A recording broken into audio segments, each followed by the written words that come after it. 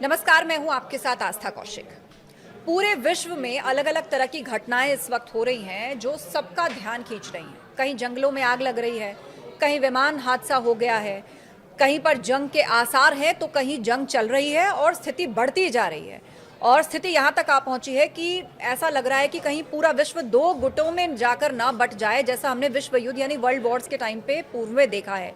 ये सब कुछ क्यों हो रहा है? पूरी दुनिया में एक्सपर्ट्स इसको अपने अपने तरीके से समझा रहे हैं। कोई डिप्लोमेसी के एंगल से समझा रहा है, कोई नेशनल सिक्योरिटी के एंगल से समझा रहा है, कोई किस देश की क्या नीति है, उसके क्या एम्बिशंस हैं, उस आधार पर अपनी राय रख रहा है। तो ऐसे में जब अलग अलग क्षेत्रों की बात होती है तो भारत के अंदर स्टार्स को पढ़ना, ज्योतिषीय विद्या, वो क्या कह रहे हैं उसके भी आकलन सामने आते हैं। और इस वक्त चर्चा के लिए मेरे साथ एक ऐसी ही मेहमान है। हमारे साथ नीति शर्मा जी हैं, मशहूर ज्योतिषाचार्य हैं और वास्तु एक्सपर्ट है। बहुत स्वागत है नीति जी आपका। नीति जी, अब जब ग्रहों की और स्टार्स की मैं बात कर रही हूँ, ऑफ कोर्स आपके पास उस आधार पर बहुत सारे कारण होंगे, लेकिन आज जो हम चर्चा करने जा रहे हैं कि ये विश्व में इतनी अशांति का माहौल क्यों है, इतनी बड़ी बड़ी घटनाएं क्यों हो रही हैं, तो बहुत सारे साइंटिफिक काउंटर्स भी, जाहिर सी बात है, क्योंकि हमारे जो दर्शक हैं वो ये भी जानना चाहेंगे कि ये ज्योतिष एक्सप्लेन तो कर देते हैं कि ये घटना उस वजह से हुई, ये इस चीज का साल है, वो घटना उस वजह से हुई। इस घटना को होने से पहले कोई संकेत क्यों नहीं देता? पहले ही सब क्यों नहीं पता लग जाता अगर ये सब सच है तो? देखिए, ज्योतिष का काम क्या है? ज्योतिष का काम है आपको ग्रहों की चाल बताना और उसके प्रभाव बताना। पहले से बता देना, मेरे ख्याल से ये वर्ष 2025 जब से प्रारंभ हुआ है और अनगिनत ज्योतिष शोज टेलीविजन चैनल्स पे और सोशल मीडियाज पे आ चुके हैं। और न्यूमरोलॉजी के हिसाब से भी समस्त ज्योतिष ऑन एन एवरेज 9 on 10 ज्योतिष यही बोल रहे हैं कि मंगल का साल है, अमंगल करेगा। और प्रॉपर डेट्स भी अनाउंस करी गई हैं। मैंने खुद कितने चैनल्स में इवन ऑपरेशन सिंदूर की डेट कब पॉसिबिलिटी है वो हमने इसको अनाउंस किया था। तो ऐसा नहीं है कि ज्योतिषी पहले से आपको बताते नहीं हैं, लेकिन बहुत प्रिसाइज बताना, कई बार इतना एक्यूरेट बताना, हम लोगों का भी एक लिमिट है।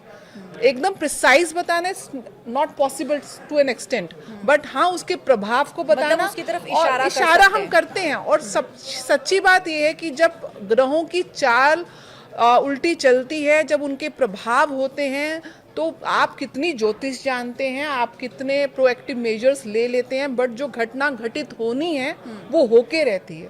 आपकी मृत्यु लिखी हुई है। ये भी कहते हैं ना आम परिवारों में कि होनी को कोई नहीं टाल सकता। ये बताया जाता है कि जो समय में निश्चित है वो होकर रहेगा।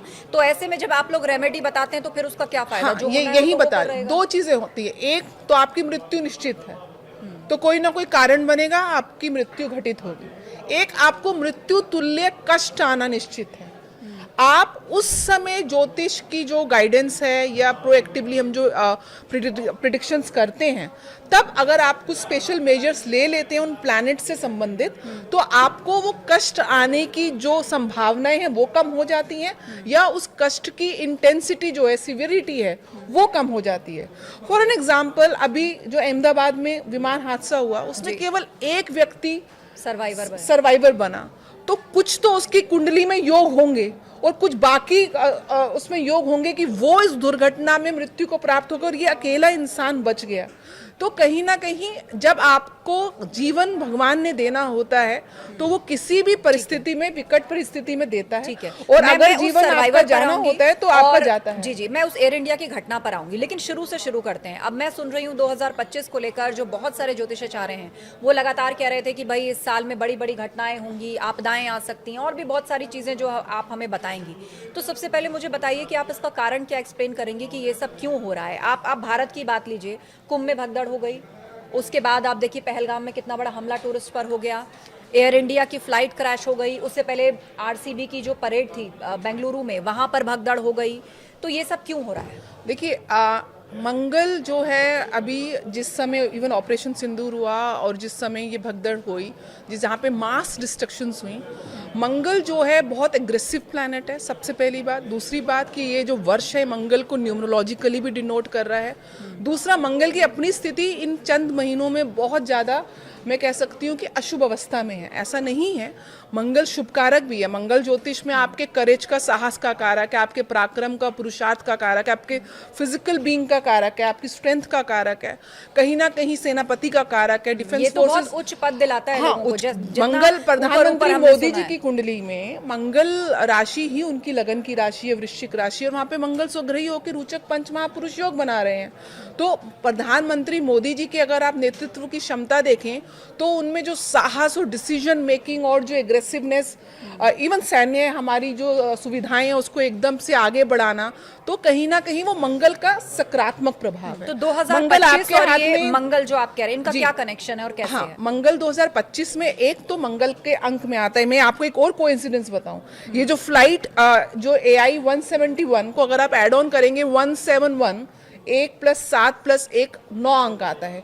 हाल ही में एक और फ्लाइट AI 180 का इमरजेंसी लैंडिंग हुई है, उसका भी टोटल 8 और 1 और 0 का टोटल जो ये आता है फ्लाइट 9 सैन अंक। फ्रांसिस्को से मुंबई आ रही थी और जी। इसको पायलट ने मिड में ही वापसी ले लिया जी। कि किसी टेक्निकल खराबी के कारण।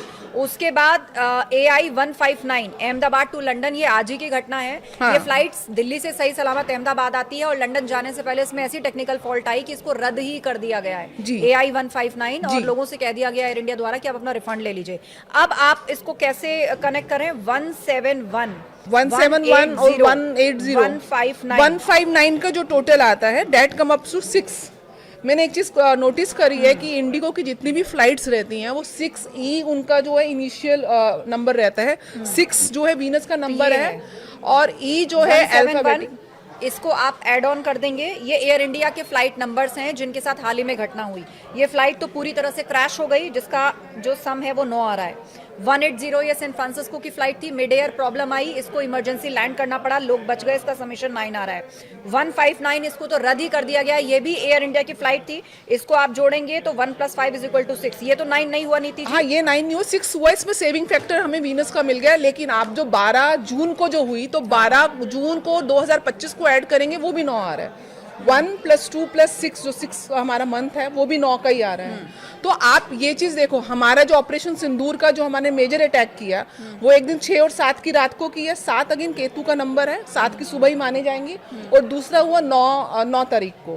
तो आप देखिए कि मंगल का कितना सिग्निफिकेंट रोल है इस तरीके की मास डिस्ट्रक्शंस, वेदर आप डिफेंस फोर्सेस के पर्सपेक्टिव में देख रहे हैं या इस तरीके के हादसों के पर्सपेक्टिव में देख रहे हैं। लेकिन नीति जी, अब उसका आप कारण ये इतने है। नंबर्स आप बताएंगी तो जो हमारे दर्शक है बेचारे वो डर जाएंगे। हाँ। अब 9 नंबर से अब लोगों को लगेगा कि भैया मैं तो 9वें फ्लोर पे रहता हूँ, मैं कहाँ जाऊँ? हाँ, या मैं 9 नंबर की कैब में नहीं बैठने वाला। नहीं, ऐसा मैं नहीं तो है। 9 फ्लोर पे जाऊंगा ही नहीं। आस्था जी, अच्छा, ऐसा नहीं मेरी है। ट्रेन का टिकट में भी 9 आ रहा है, भाई मैं तो कैंसिल ही कर देता हूँ। बताइए दुनिया कैसे चलेगी? आस्था जी, ऐसा नहीं है कि एक नंबर का सिर्फ नकारात्मक ही प्रभाव है। ये केवल मंगल और केतु की युति अभी 28 जुलाई तक बनी हुई है, और जिनकी कुंडलियों में मंगल कहीं ना कहीं से प्रभावी हैं, क्योंकि इस समय मंगल की शनि के ऊपर भी अष्टम दृष्टि है।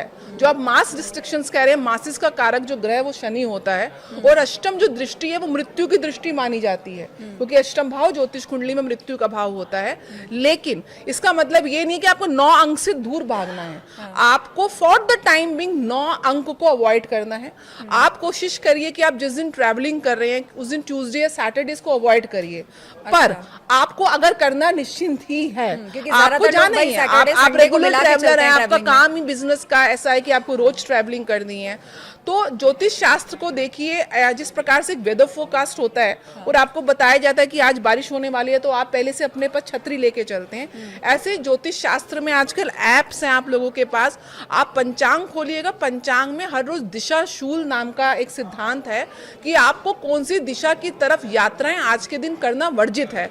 फॉर एन एग्जाम्पल, आज के दिन दिशा शूल जो है वो उत्तर दिशा की तरफ है। मतलब आज जिस तारीख में हम ये आज जिस तारीख में podcast record कर रहे हैं। पॉडकास्ट कर, दिशा शूल का अर्थ ये है कि आपको उस पर्टिकुलर दिशा में जिस दिन उस वार का शूल है दिशा का, उस दिशा में आपको ट्रेवल नहीं करना है। बट लेकिन फॉर इंस्टेंस आपको तो रोज ट्रेवल करना है, आपको रोज ऑफिस के लिए निकलना है, ऐसे लोग आपका ऑफिस है ही नॉर्थ डायरेक्शन की तरफ, तो दिशा शूल पहली बात तो एक ही दिन होगा जो नॉर्थ डायरेक्शन की तरफ होगा। उस दिन क्या करना चाहिए लोगों उस दिन आपको नॉर्थ के ठीक ऑपोजिट डायरेक्शन होती है साउथ। जब आप घर से निकले तो 10 कदम साउथ की तरफ निकल के फिर आप नॉर्थ की तरफ निकल सकते हैं।